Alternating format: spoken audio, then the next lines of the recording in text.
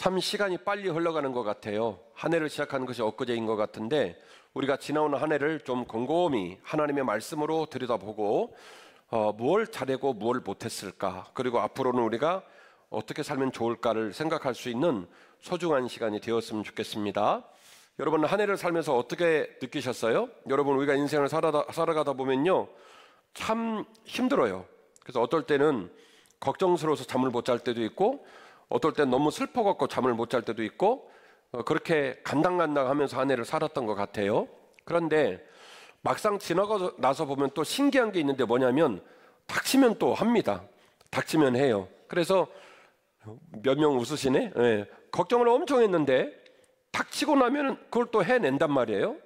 그리고 그렇게 해서 한 해를 마감하고 우리가 이제 지난 한 해를 생각해 보면 이렇게 정리가 돼요. 내가 하는 것보다는 하나님 하시는 게 훨씬 낫다는 생각을 하게 되고요. 공감하죠? 그리고 하나님 하신 일은 다 감사할 것들밖에 없어요. 참 다행이었다. 한 해가 그렇게 했으면 큰일 날 뻔했는데 하나님이 도와줬다는 생각이 있고요. 그리고 내가 한 거는 후에 막급한 게 너무 많어. 네. 그때는 그렇게 하면 될 것 같았는데, 그때는 그게 맞다고 생각을 했는데, 내가 우리 아버지 표현을 한번 쓸게요. 내가 똥멍청이였지. 그렇게 느낄 때가 많아요. 그래서 한 해를 정리할 때는 하나님께 하시는 게 훨씬 낫다 싶어서 후회를 해놓고, 또 새해를 시작하면 또 하나님은 온데가 안 되었고 누가 앞장을 서냐면 내가 또 앞장을 서요. 내가 앞장을 서갖고 그렇게 난리를 치는 참 속상한 인생을 우리가 사는 것처럼 보여집니다. 오늘 말씀은 좀 그렇게 살지 않기 위해서, 그런 일이 반복되지 않기 위해서 하나님께서 우리를 좀 깨워주시고 깨닫게 해주시고 하나님의 말씀으로 우리를 다시 다잡아 주시길 원하는 마음으로 말씀을 나누려고 하는데요, 우리 모두에게 큰 은혜가 있기를 주의 이름으로 축원합니다. 첫 번째요, 광야의 원리에서 삶의 나침판을 찾아야 할 줄로 믿습니다. 광야의 원리에서 삶의 나침판을 찾아야 할 줄로 믿습니다. 아멘. 요즘 자주 등장하는 용어 중에 길을 잃어버린 기독교라는 용어가 있어요. 목사님이 강대상에서 본인이 썩 괜찮은 목사님이라고 자꾸 주장을 해요. 그런데 성도들이 볼 때는 좀 아닌 것 같다 싶은 목사님 막 보이더라는 거예요. 장로님이, 권사님이, 안수집사님이 내가 교회를 40년 다녔고 나 정도면 괜찮은 장로고 권사고 안수집사라고 얘기를 하는데, 남들이 볼 때는 영 아닌 사람들이 많아지더라는 거예요. 세상은 교회를 보면 교회가 빛이고 소금 돼야 되는데 빛되고 소금 될 교회를 걱정하는 일들도 있더라는 거예요. 무슨 얘기입니까? 우리는 우리 스스로가 떳떳하고 문제가 없다라고 말을 하는데, 하나님 보시기에도 사람 보기에도 혹 저들이 길을 잃어버리는 것은 아닌가라고 하는 걱정이 등장을 하고 있더라는 겁니다. 사랑하는 한빛가족 여러분, 저는 이렇게 생각을 해요. 세상에 길이 있듯이 인생에도 길이 있다, 이렇게 생각을 합니다. 인생이 우리 마음대로 막 살고 그냥 우리 생각대로 결정하고 그래서 막 살다 보면 그렇게 50 먹고 60 먹고 70 먹고 그리고 뭐 잘 살았네 그러고 인생을 끝낼 것 같은데 안 그래요. 안 그래요.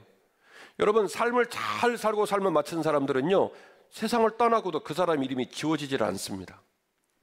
삶을 살면서 얼마나 많이 물질이 있었냐, 얼마나 높은 사람으로 살았냐, 그건 남지 않아요. 그러나 그분의 삶의 가치는 남더라는 거예요. 인생에도 분명히 나침반이 필요하고 길 위에 서야 되고 반드시 지도와 내비게이션이 필요하더라는 거예요. 그래서 오늘 귀한 말씀을 통해서 우리 모두가 인생길의 나침반과 인생길의 지도와 인생길의 내비게이션을 발견하시기를 주의 이름으로 축원합니다. 여러분, 여쭤볼게요. 길을 가시다가 운전을 하고 가시다가 유턴을 종종 합니다. 유턴을 하시면 막 승질 나가지고 차 유리창을 깨버리고 내려서 쌍욕을 하고 바퀴를 뽑아버리고 그러나요? 그냥 유턴합니까? 그냥 유턴하죠? 여러분, 유턴하는 건 좋은 일이 아니에요. 약 오르는 일이에요. 돈 들였잖아요. 시간 들였잖아요. 기름 뗐잖아요. 유턴하면 얼마나 억울해요. 그런데 차에 있는 차 녀석께서 주인님 깜짝 잘못하셔갖고 너무 갔어요. 잘못 갔어요. 그러니 유턴하세요. 그러면 응 하고 유턴하는 이유가 뭘까요? 유턴해서 조금 돌아가더라도 이렇게 가야 목적지를 갈 수 있다는 확신이 있으면 화나지 않아요. 억울하지 않아요. 공감하시죠? 공감하시죠? 내가 물질을 써놓고 시간을 써놓고 내가 갔던 길을 되돌아온다 할지라도 내가 되돌아오는 행위를 통하여 참 길을 찾고 목적지를 갈 수 있다는 확신이 있으면 그거 안 억울해요. 내가 유턴한 이 행위를 통해서 내가 죽을 뻔하다 살고 길을 잃을 뻔하다가 제대로 된 길로 간다는 생각이 들면 그렇게 억울할 일은 없다. 그래서 오늘 귀한 말씀을 통해서 필요하다면 유턴도 하시기를, 유턴도 기쁘게 하시기를 주의 이름으로 축원합니다. 오늘 본문의 말씀이 이렇게 기록되어 있습니다. 12절 말씀입니다. 이스라엘아, 내 하나님 여호와께서 내게 요구하시는 것이 뭐냐? 곧 내 하나님 여호와를 경외하며 그의 모든 도를 행하고 그를 사랑하며 그의 마음을 다하고 뜻을 다하여 내 하나님 여호와를 섬기고, 내가 오늘 내 행복을 위해서 너에게 주는, 너에게 명령하는 여호와의 명령과 규례를 지킬 것이 아니냐. 자, 이 문장 띄워놓으세요. 하나님이 명령을 해요. 하나님이 규례를 줘요. 그런데 때로는 그 명령이 나한테 얘야, 김 목사, 박 장로, 유턴, 이런 명령이 와요. 좋아요, 속상해요? 속상해요. 순종하고 싶어요? 불순종하고 싶어요? 불순종하고 싶죠. 유턴을 하라는데. 그런데 13절 말씀 말하는 거예요. 내가 너에게 명령하는 여호와의 명령과 규례를 지킬 것이 아니냐, 지켜야 하지 않느냐라고 반문을 하고 있는데, 그 이유는 뭐냐면 내가 너에게 이 명령을 주는 이유가, 내가 너에게 이 규례를 지는 이유가 무엇 때문에? 무엇 때문에 그걸 준다는 거예요? 나 좋으라고, 너 좋으라고, 너 좋으라고. 오늘 본문의 말씀대로 말하면 너의 행복을 위하여, 너의 삶의 행복과 감사를 위하여 내가 너에게 명령을 줄 때, 내가 너에게 규례를 줄 때, 때로는 그것이 유턴처럼 보인다 할지라도 그것을 기쁘게 여기라고 말씀하고 있는 거예요. 인생의 나침반, 인생의 지도, 인생의 내비게이션이 뭘까? 너의 마음과 너의 뜻과 너의 정성을 다하여 하나님을 사랑하는 것, 그리고 그분께서 너에게 생명과 기쁨을 주시기 위해서 주시는 명령과 규례를 즐겁게 여기고 그 명령과 규례를 따르는 것, 이것이 인생의 나침반, 이것이 인생의 지도, 이것이 인생의 내비게이션인 줄 믿으시기를 주의 이름으로 축원합니다. 여러분, 여쭤볼게요. 인생은 길고 짧은 것은 대봐야 합니다. 그 말은 무슨 얘기냐면 내가 들고 있는 내 인생의 자가 있어요. 그리고 그 자의 길이를 알기 때문에 우리는 목에 힘이 들어가요. 내 걸 재봤더니 박권사고보다 길어. 그러니까 괜찮은데? 이런 느낌 든단 말이에요. 내 거 길이를 재봤더니 누구에게? 이 집사님 것보다 내 거가 훨씬 길어. 우리 아들 거 기력제를 재봤더니 최권사님 아들 거보다는 우리 아들 거가 길어. 그러니까 우리는 당당한 마음이 든단 말이에요. 그런데 나는 이 길이가 정확하다고 생각을 하는데 인생을 살다 보면요, 짧았던 길이가 길어질 때도 있고 길었던 길이가 짧아질 때도 있으니 길고 짧은 것은 돼봐야 하는 거예요. 내가 내 삶 가운데 물질, 건강, 직장, 사업장, 사람, 어떤 일이 됐던 내 의식과 판단과 내 마음으로는 그것이 내 것이라고 생각하고 그것이 맞다라고 생각을 하는데, 생각해보면 그렇지 않을 때가 너무나 많더라는 거예요. 그래서 하나님 말씀하시는 거예요. 내가 너의 행복을 위하여, 내가 너의 생명을 위하여 너에게 주는 명령과 규례를 지켜야 한단다. 그걸 어떻게 지킬 수 있느냐?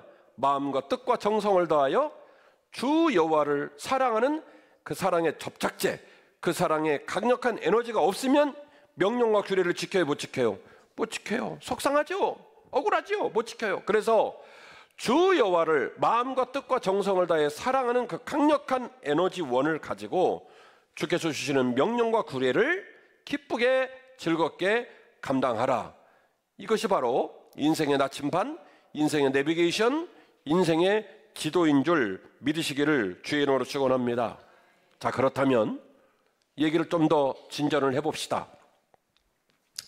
그러면 선배님들은 뭐를 했을까요? 지금 출애굽 2세대, 오늘 본문의 말씀은 이 얘기거든요. 출애굽 1세대가 40년 동안 광야를 여행하다가 다 죽었어요.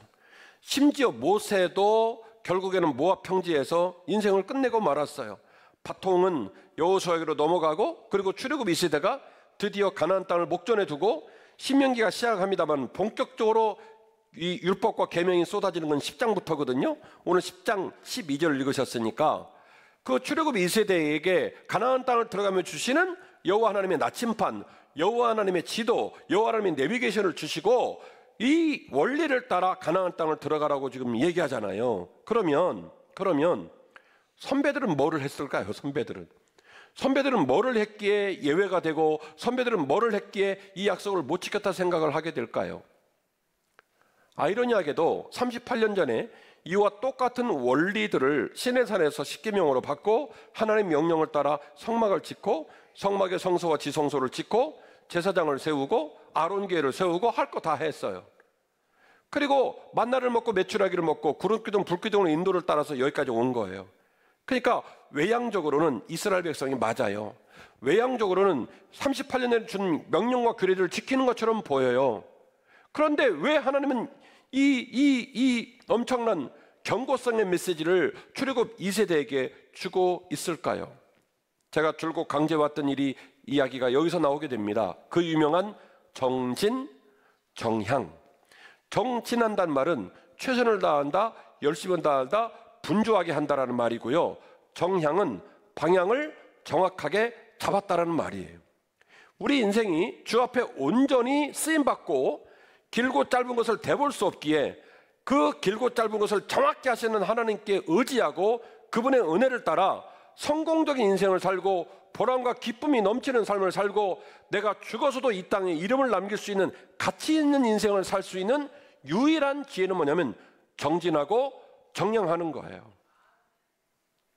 정진과 정량이 정답이죠. 그러나 우리가 어떤 말씀을 들을 때마다 정진과 정진을 다 못한다, 정진과 정량을 다 못한다 라고 한다면, 둘 중에 하나를 먼저 취한다면 정진이 중요할까요?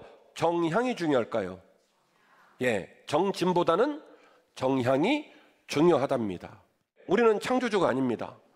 우리 인생의 마지막 장면이 어떤 모습으로 끝날지를 모르고 70에 죽을런지 80에 죽을런지 50에 죽을런지도 몰라요. 내 마음도 모르고 내 인생도 사실은 모르더는 거예요. 그러니까 내가 길이요 진리요 생명이 되면 돼요, 안 돼요? 안 되는 거예요. 우리는 정진은 잘하지만 뭘 못하냐면 정향을 못해요. 하나님께서 참된 길로 우리를 이끌어 주셔야죠. 나침반 되어주시고 지도 되어주시고 내비게이션 되어주셔서 심지어는 필요할 때 하나님이 이렇게 말씀해 주셔야 돼요. 김 목사, 이장로, 유턴 그만해, 유턴. 또 유턴 해야 된다. 그때 저와 여러분이 아멘 주여 유턴 하겠나이다. 이게 뭐예요? 순종이에요. 내 주권을, 내 삶의 방향성을, 내 삶의 지혜를 누구에게 두는 겁니까? 하나님께 두는 거예요. 네 마음과 뜻과 정성을 다하여 주 여호와를 사랑하라. 그리고 내가 너의 생명을 위하여, 내가 너의 행복을 위하여 너에게 준 명령과 규례를 기쁘게 여기라. 이는 여호와의 말씀이십니다. 그래서 열심히 살고, 그리고 정향, 누구에게? 하나님께, 그분의 은혜를 따라. 출애굽 1세대가 뭘 놓쳤냐면 정진은 잘했는데 정향을 놓친 거예요. 그래서 그 어려움을 당한 거예요. 그래서 하나님이 다시 한번 재확인하는 거예요. 얘야, 정진할 뿐만이 아니라 뭣도 해야 된다? 정향도 해야 한다. 같이 하십시다. 마음을 지키는 것이 결국 삶을 지키는 것입니다. 한 번 더요. 마음을 지키는 것이 결국 삶을 지키는 것입니다. 아멘. 여러분, 제가 여러분에게 마음을 지키라고 말하는 것은 항상 우리의 마음 가운데 하나님이 계셔야 돼요. 이 계시록 3장 20절 말씀 보면 볼지어다 내가 문 밖에 서서 문을 두드리노니 누구든지 그 음성을 듣고 문을 열면 내가 그에게로 들어가 그로 더불어 먹고 그는 나로 더불어 먹으리라 말씀을 하셨어요. 요한계시록 3장 20절 말씀에서 문이라는 비유를 드셨는데 그 문은 우리가 저 열고 들어온 육신의 문이 아니에요. 무슨 문입니까? 마음의 문이에요. 하나님이 항상 우리에게 오늘도 말씀을 통해, 여러분 오늘 일주일 살고 이 예배를 드리는데 하나님의 말씀을 통해 지금 여러분의 마음을 두드리는 거예요. 그리고 그 문 두드리는 이야기를 듣고 귀를 열고 마음을 열면 여호와 하나님이 들어오십니다. 여러분, 우리 마음을 하나님이 두드리시는데 우리가 마음의 문을 꽉 닫고 마음을 비워버리면요, 내 안에는 누가 주인이 되면 내가 주인이 되고 말아요. 빈 마음에는 누가 안 계시니까, 하나님이 안 계시니까. 모양과 전통은 여전히 하나님을 섬기는 것처럼 모양으로, 형태로, 전통으로 그 사람은 목사고 그 사람은 신자인 것 같은데, 그러나 실제로 그 사람의 마음에는 하나님은 온데간데 없고 누구만 있냐면 나만 있는 거예요. 나만. 이스라엘아, 내 하나님 여호와께서 내게 요구하는 게 뭐냐? 내 하나님 여호와를 경외하며 그의 모든 도를 행하고 그를 사랑하며 마음을 다하고 뜻을 다하여 내 하나님 여호와를 섬기라는 것 아니냐? 네 마음에 누구를 두라는 거예요? 네 마음에 너로 채우지 말고 누구로 채우라? 하나님으로 채우라. 이어지는 본문 14절입니다. 하늘과 모든 하늘 땅과 그 위에 만물은 본래 내 하나님 여호와께 속한 것이로되, 너에게 속한 것이 아니라 너의 주먹이나 너의 지혜로 사는 게 아니라 여호와 하나님께 속한 것 이로되, 여호와께서 오직 내 조상들을 기뻐하시고 그들을 사랑하사 그들의 후손인 너희를 만민 중에 택하셨음이 마치 오늘과 같으니라. 그러므로 너희는 마음에 할례를 행하고 다시는 목을 곧게 하지 말라. 아멘. 여러분, 할례는 마음에 행하는 거예요, 육신에 행하는 거예요? 할례는 육신에 행하는 겁니다. 날카로운 사기 그릇 같은 걸 깨가지고 남성의 생식기, 표피를 날카로운 그 사기 그릇으로 찢어가지고 행하는 게 할례예요. 할례는 마음에 행하는 게 아니라 육신에 행하는 거예요. 그리고 이스라엘의 규정에 따르면 난지 8일 만에 해야 돼요. 가나안 땅을 여행하는 사람들은 여행하느라 그걸 못했다고 해서 길갈에서 단체로 할례를 행했어요. 반드시 여호와의 백성들은 여호와의 법과 규례를 따릅니다. 뭘로요? 몸으로, 육신으로. 그런데 오늘 본문의 말씀은 뭐라고 말합니까? 너희들이 할례를 받되 어디에 할례를 받으라? 마음의 할례를 받으라. 너희들이 십계명을 들고 다니고 법궤를 들고 다니고 성막에 모이고 계명과 규례를 따라 사는 것처럼 보이지만, 그러나 그 모든 것들이 껍질과 외양적 틀에 담겨진 그 가치가 사라져버린 그런 행태가 돼서는 안 된다는 거예요. 이 모든 일의 시작은 마음에서 시작이 돼야 한다는 거예요. 육신의 할례로 최종적으로 결판이 나겠지만 실제로 할례의 정신과 가치는 어디에 담겨야 된다? 마음에 담겨야 된다. 그래서 너희는 마음의 할례를 행하고 다시는 목을 곧게 하지 말아라. 할렐루야. 크게 너희에게 유익이 되지 않는다. 얘야, 네 마음과 뜻과 정성을 다하여 나를 사랑하고 내가 너의 생명과 내가 너의 행복을 위하여 너에게 주는 명령과 규례를 기쁘게 여기지 않겠니? 이는 여호와의 말씀이십니다. 신명기 6장 4절입니다. 이스라엘에 들으라. 우리 하나님 여호와는 오직 유일한 여호와시니 너는 마음을 다하고 뜻을 다하고 힘을 다하여 내 하나님 여호와를 사랑하라. 오늘 내가 내게 명령하는 이 말씀을 너희는 마음에 새기고 내 자녀에게 부지런히 가르치며 집에 앉아있을 때든지 길을 갈 때든지 누워있을 때든지 일어날 때든지 이 말씀을 강론할 것이며, 너는 또 그것을 내 손목에 메어 기호를 삼으며 내 미간에 붙여 표로 삼고 또 내 집 문설주와 바깥문에 기록할지니라. 아멘. 하나님 말씀을 따라 사는 원리를 어디에다가 담아내냐면 삶의 자리, 모양에다 담아냅니다. 그래서 이마에다 붙이고 손목에 붙이고 문설주에 붙이라고 말합니다. 그러니까 마음이에요, 틀이에요. 신명기 6장 4절이 이마에 붙이고 손목에 붙이고 문설주에 붙이라고 했어요. 그러면 신명기 6장 4절의 명령이 여호와의 말씀을 마음에 두라는 거예요, 삶에 두라는 거예요? 삶에 두라는 거죠. 이 미간에 붙이고 손목에 붙이고 그리고 문설주에 붙이라고 했으니까 그렇게 보여집니다만 아니에요. 그래서 오늘 여러분에게 제안하는 건 몸을 지키는 게 아니라, 행위를 지키는 게 아니라, 틀을 지키는 게 아니라 그 모든 걸 촉발시키는 원인인 마음을 지켜야 비로소 진짜 새 길이 열린다는 것을 말씀드리고 싶은 것입니다. 결론입니다. 하나님은 여전히 일하시며 우리 지각밭에서 새 길을 여시는 분이신 줄 믿으시기를 바랍니다.